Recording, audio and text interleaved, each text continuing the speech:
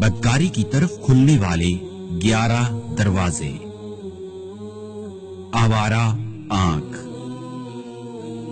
بے حیائی کی باتیں سننے والے کان، عورت کا سج سنور کر بے پردہ یا خوشبو لگا کر باہر نکلنا، غیر محرموں سے تنہائی کی ملاقاتیں،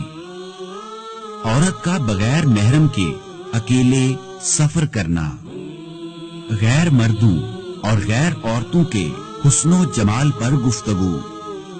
10 سال کی عمر تک بچوں کے بستر الگ الگ نہ کرنا، بچوں کی شادیوں میں تاخیر کرنا مگر روزے رکھنے کی تلقین نہ کرنا، میاں بیوی کے پرسنل تعلق کو مشہور کرنا، بے حجاب مخلوط محفلیں، بے حیائی کو پھیلانے والا میڈیا۔